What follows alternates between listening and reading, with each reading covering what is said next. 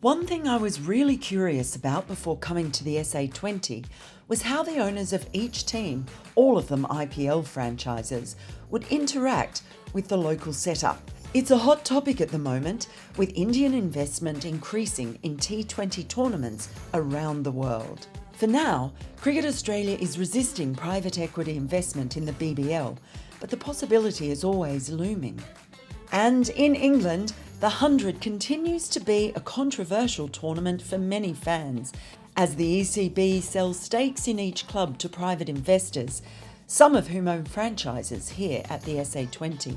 Would their presence be that of all-powerful overlords, ruling with an iron fist and sucking the unique cricket culture out of a South African tournament? I had an open mind when I arrived, and after spending a month here, I have to say the impression is, well, no. Of course, there are big picture issues surrounding things like player availability for international duty and local autonomy. But from an outside perspective at least, the integration seems to run pretty smoothly.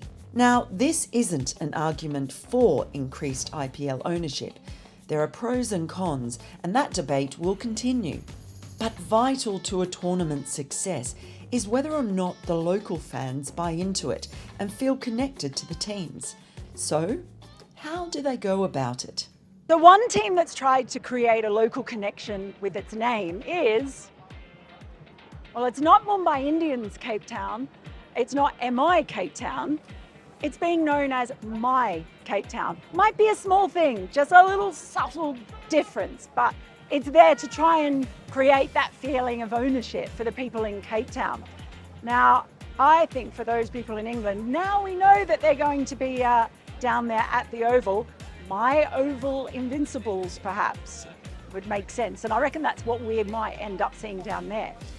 But not every team is doing it with the name.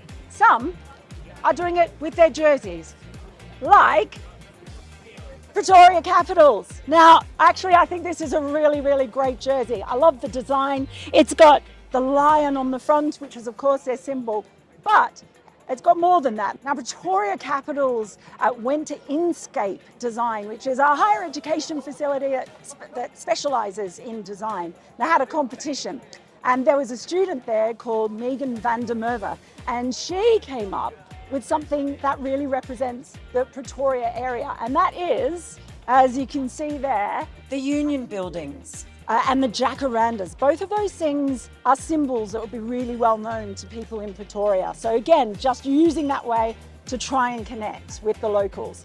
Another team that's done a similar thing are the Pearl Royals. Yes, I love this design as well. And they do incorporate the whole Royals, the pink and the purple, of course.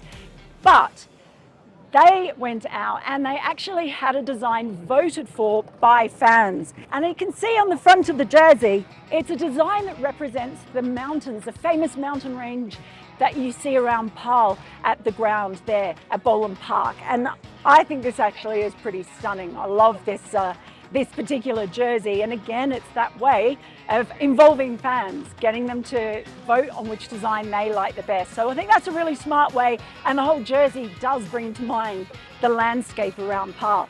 They also went one step further, because this is the Pearl Royals training jersey. As you can see, I've managed to get quite an assortment of sizes in these jerseys, but this one was designed by a local school student in the Paarl area. And the design represents the winelands around Paarl and Stellenbosch. You can see the vines, the grapes all in that design. So I think it's actually a really lovely design as well. But again, there's no question which team or which area that these jerseys represent. So it's another quite interesting one. Now, another team has done something with their jersey, but it's not in the design. And the team is Sunrisers Eastern Cape. Now, this blows my mind, right? You've seen the shots on TV, the Orange Army, you can see it on the back there, these Orange Army t-shirts.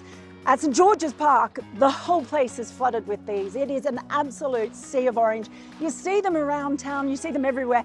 There are plenty of them here, as you can imagine, at Newlands on the day of the final. But this is what gets me, right? So obviously the design is familiar to anyone who knows about Sunrisers Hyderabad. What they decided to do was give away 6,000 shirts of these shirts at every single home game. Yes, 6,000 at each home game.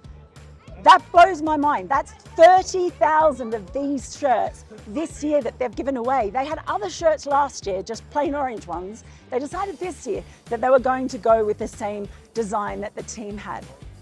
That is amazing to me because I know how expensive merchandise is. Even when tickets are cheap, they always get you with the merch, especially when you've got kids, right?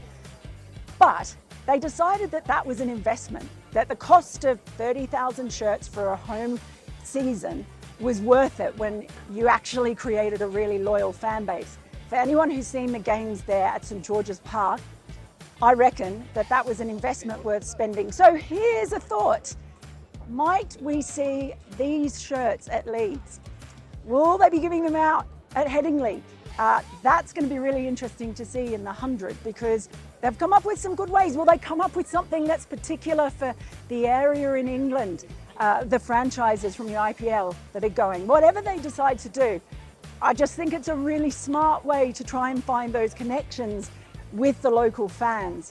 Whether or not you're a fan of the 100 or whether or not you're a fan of IPL teams investing in tournaments around the world, what that means in the bigger picture. But this is just something that I noticed along the way that I found to be quite intriguing.